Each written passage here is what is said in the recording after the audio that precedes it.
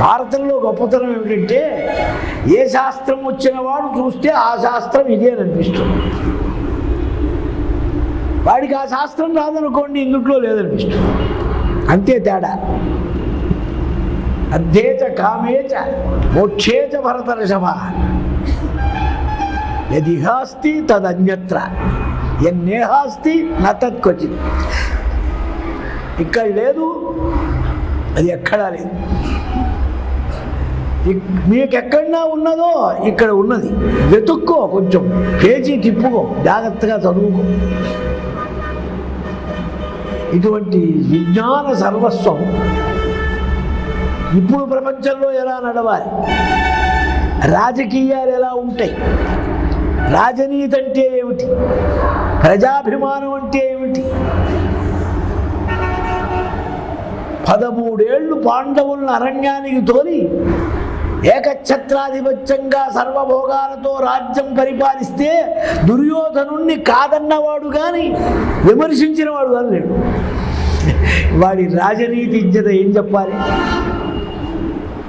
చాలా చూడండి, ప్రభుత్వంలో ఉన్నవాడికి సాధారణంగా అధికార గణం అంతా ఎక్స్ పార్టీలో ఉంటారు ఇంచుమించుగా.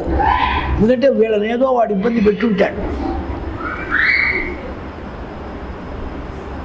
అధికారుల మన్నన కూడా అద్భుతంగా పొందాట దుర్యోధనుడు. 23 సంవత్సరాలు మన ఢిల్లీ ఇంద్రప్రస్థంలో రాజ్యం చేశాడు ధర్మరాజు. 23 సంవత్సరాలు ధర్మరాజు పరిపాలన చేసినా ఇక్కడ దుర్యోధనుడి పరిపాలనను విమర్శించిన వాళ్ళు లేడు. అది రాజనీతి. ఆ రాజనీతి ఎంత చూపించాలో భారతం చదవకపోతే రాజనీతి తెలియదు. ఇప్పుడు రాజనీతితో పెద్ద పని లేదు అనుకోండి, రాజా పనికి వస్తుంది కానీ నీతి అక్కర్లేదుగా. నీతి ఎక్కడ ఏడ్చింది? సీటు దొరక్కపోతే పెట్రోల్ పోసి తగలబెట్టుకునే రోజుల్లో ఇది ఆత్మత్యాగమా, శరీరత్యాగమా, దేహత్యాగమా? కానీ నాకొక్క నమ్మకం, ఇన్నాళ్ళ నుంచి చూస్తున్న సీరియల్లో, పేపర్లో ఒక్కడు చచ్చినట్టు లేదండి. వాళ్ళు మనల్ని చంపుతారు కానీ వాళ్ళు చావరు. కనుక పరిపూర్ణమైనటువంటి ప్రజ్ఞ, రాజనీతి గొప్పది. దుర్యోధనుడిది కూడా చాలా గొప్పది. ఈ నీతిలో కూడా 2 భాగాలు చెప్పాడు. ఈ నీతిలో ధర్మం భాగాన్ని వదిలేసి నీతిలో బయలుదేరి వెళ్ళిన వాడు మహానీతి శాస్త్రవేత్త ధృతరాష్ట్రుడు.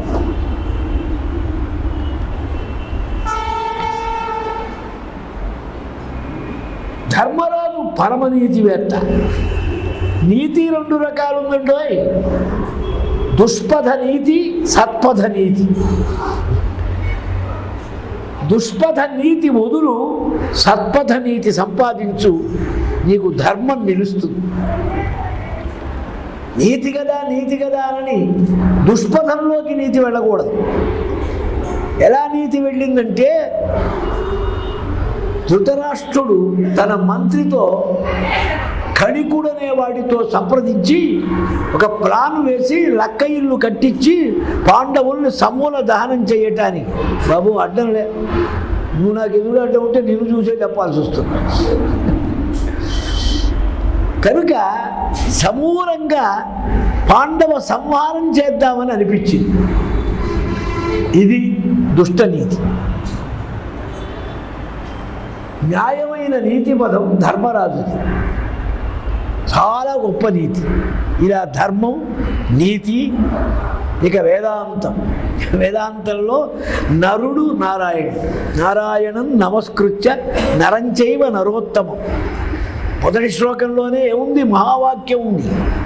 మొదటి శ్లోకం కాదు ఇది. నారాయణం నమస్కృత్య నరంచైవ నరోత్తమం. దేవీం సరస్వతీం వ్యాసం అంటారు, తప్పు. వ్యాసుల వారే రాసిన శ్లోకం అయితే దేవీం సరస్వతీం వ్యాసం ఏమిటి? దేవీం సరస్వతీం చైవ తతో జయముదీరయే. నారాయణుడు అంటే ఎవరు? తత్పదార్థం నారాయణ. నరుడంటే త్వపదార్థం. సరస్వతీంచైవ అంటే అసి అనే మహావాక్యం ఐక్య సంపుటి.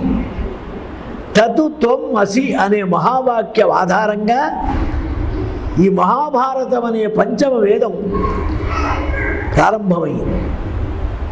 జీవో బ్రహ్మైవ నాపర, జీవుడే బ్రహ్మ, ఏమి సందేహం లేదు, కాదంటే చల్లదు. కానీ ఒక స్థాయిలో కాదనుకుంటూ సేవించాలి. అప్పుడు దాసభావం, సేవాభావం, కైంకర్యభావం ఒక స్థాయిలో అవసరమే, కానీ పరిపూర్ణమైన పరమార్థంలో కాదు. పరమార్థంలో సత్య చిదానంద స్వరూపం. దేహో దేవాలయ ప్రోక్త, జీవో దేవ సనాతన, చజేద్ అజ్ఞాన నిర్మాల్యం, సోహంభావేన భావయేత్. సోహంభావనతో ఆ ఐక్య సంపుటిని చూపించే జహద జహల్ లక్షణాన్ని మా వాళ్ళు ఇంకా చాలా పెద్ద పెద్ద మాట్లాడతారు, అవన్నీ ఇప్పుడు వద్దు. కనుక ఈ మహాగ్రంథానికి ప్రమేయంగా చూపించారు. అయితే ఉపనిషత్తులు లేవా, బ్రహ్మసూత్రములు లేవా? మరి భారతం ఎందుకయ్యా? మరి వేదాంతం అంతా చెప్పండి. ఒక్క వేదాంతం కోసం అయితే అవి ఉన్నాయి చాలు. ఒక్క వేదాంతం కాదు, అన్ని రకాల సమాజంలో ఉన్న అన్ని వర్గాలు. నాకు భారతం అక్కర్లేదనవలసిన వాడు లేకుండా రాశాడు మహాభారతం. అందుకని పౌరాణికులు బహుపురాణ సముచ్చయముంచు, కవి వృషభులు మహాకావ్యమునుచు. ఎవడు తెగింది వాడు అన్ని రంగాలు ఇందులో చూపించి చక్కని కథాభాగంలో సారం పర్వణి పర్వణి, పర్వానికి ఎసెన్స్ పెరుగుతూ ఉంటుంది, ఇంట్రెస్ట్, టేస్ట్. అందుకనే దేశమంతా ఆడేవాళ్ళు ఉద్యోగ విజయాలు. రామారావు గారు కూడా ఎన్ని సినిమాలు భారతం మీద. ఇప్పుడు బాలకృష్ణ తీస్తున్నాడు నర్తనశాల కృష్ణ. ఎందుకని ఆ టేస్ట్ ఏది రావటం లేదే. ఏ ఫిలిం తీసినా పాడుది. మంత్లీలు, మ్యాగజైన్లు, వీక్లీలు, డైరీలు, అబ్బో ఎన్ని కథలు, ఎన్ని స్టోరీలు ఉన్నాయి. ఎన్ని స్టోరీలు ఉన్నా భారతం కదా మళ్ళీ ఉంటుంటే మళ్ళీ భారతమే. అలా అద్భుతమైన ఒక టెంపో, ఒక స్థితిని కల్పించి సమాజం అంతా నశ్రుతిగోచర ఇది భారతమాఖ్యానం కృపయా, దయతో రాశానన్నారు. ఇందులో ప్రధానమైంది ఏమిటన్నారు? ధర్మాదర్థశ్చ కామశ్చ సకిమర్థం న సేవ్యతే, ఊర్ధ్వబాహురు విరోమ్యేత నచ కశ్చితు శృణోతి మే. మీకు అర్థకామాలు కావాలని ఉందిగా, కోరండి, తప్పులేదు. కానీ ఈ రెండూ రావాలంటే ధర్మం వల్లే వస్తాయి. ధర్మం కోరడు, అర్థకామాలు కోరుతాడు, అక్కడే తలకింది.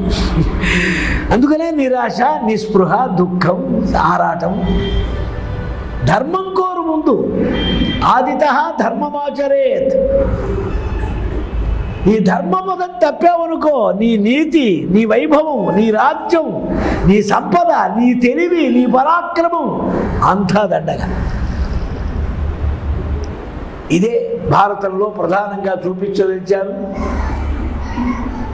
ఇందులో జూదం అంటే ఒక దస్తావేజ్ ఉందనుకోండి, దాంట్లో బలమైంది ఏమిటి? షెడ్యూల్.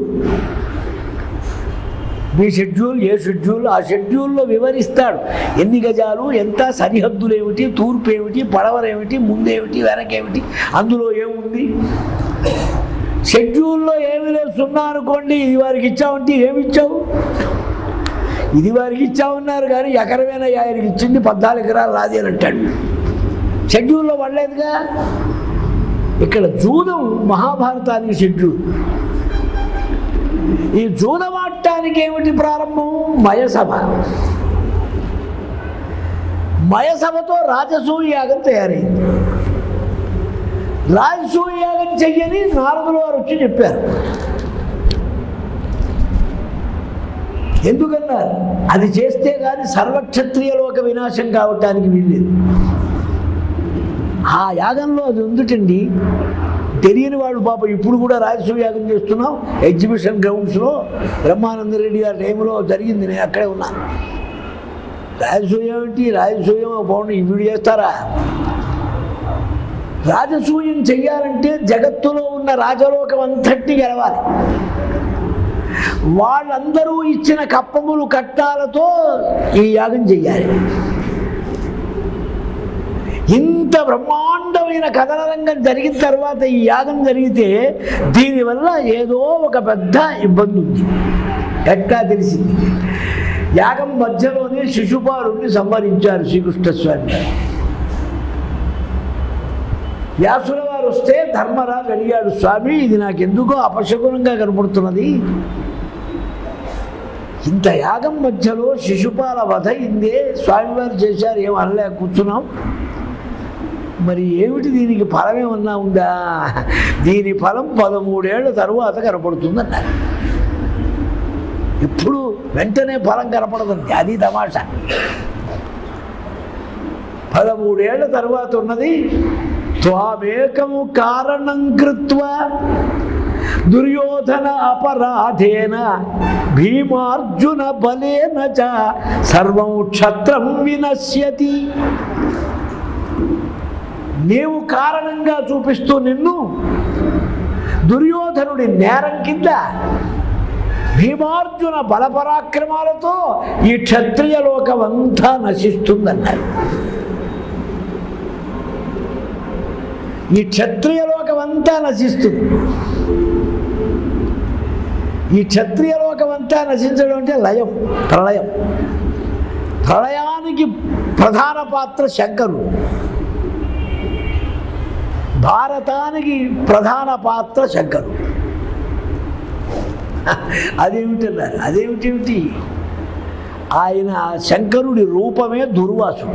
కలియుగంలో దుర్వాసుడు శంకరుడు. ఈ యుగాంతరాలు దత్తాత్రేయుల వారు సాక్షాత్ నారాయణుడు. ఋషి రూపాలతో ఉంటారు వీరిద్దరు. ఇద్దరు ఇప్పుడు ఉన్నారు, తిరుగుతున్నారు అవధూతలుగా. దుర్వాసుడిని చూచాను, మాట్లాడానని రాశాడు తపస్వీజీ మహారాజ్ తన బయోడేటాలో. 1965లో శరీరం వదిలాడు తపస్వీజీ మహారాజ్. దుర్వాసుడు కలిశాడు, నాకు గంగోత్రి అవతల అన్నాడు. మనకు కనపడలేదంటే మనకు కంగు రాలే, అంతే, అంతకంటే ఏం తేడా లేదు. ఈ దూర్వాసుడు కావాలని వచ్చి ఏడాది మకాం పెట్టి కుంతీదేవి గారి పుట్టింట్లో కుంతిభోజుడి దగ్గర ఆమె చేత అన్ని సేవలు చేయించుకొని ఆమెను అన్ని పరీక్షలు చేసి నీకు మంత్రం ఇస్తా అన్నాడు. నాకు పెళ్లి కూడా కలిగి మంత్రం ఎందుకన్నాడు? నాకు అనుగ్రహం కలిగింది ఇస్తాన్నా, వద్దంటావా? నిన్ను నీ తండ్రిని శపిస్తాను. తండ్రి గారిని ఎక్కడ శపిస్తాడో అని ఏడాది వెట్టి చాకిరి చేసింది ఈయనకు పాపం. సత్యంత శ్రమ ఆ దుర్వాసుడితో. తప్పలే, ఇచ్చాడు. ముని మంత్రము నొసంకనేరా ఇడబో ముద్దు మార్తాండు రమ్మని నే కోరగనేలా కోరి తిని బో అతండు రానేలా వచ్చను బో కన్నయ్య నంచు ఎంచక ననుంచే పట్టగా నేల పట్టను బో పట్టిన సంగనేల అడుగంటెను కుంతి సౌభాగ్యములు. మంత్రం ఏమిటి? ఆ మంత్రంతో ఏ దేవతను పిలిస్తే ఆ దేవత దిగటం ఏమిటి? పోని దిగాడండి, పిల్లవాడిని ఇవ్వటం ఏమిటి? ఇది ఎక్కడ మంత్రం అండి? అప్పటి నుంచి ఇప్పటి వరకు ఏ రికార్డులోనైనా ఇట్లాంటి మంత్రం ఎవడన్నా ఇచ్చాడా? ఎక్కడన్నా ఉందా? ఇది భారతంలోనే తమాషా. పైగా ఎన్నాళ్ళలో సేవించి అడిగితే కానీ మంత్రం ఇవ్వరు గురువులు శిష్యులకి. అటువంటిది తనంతట తాను వచ్చి ఈజీగా తీసుకోకపోతే చెప్పిస్తారని ఇవ్వటమా?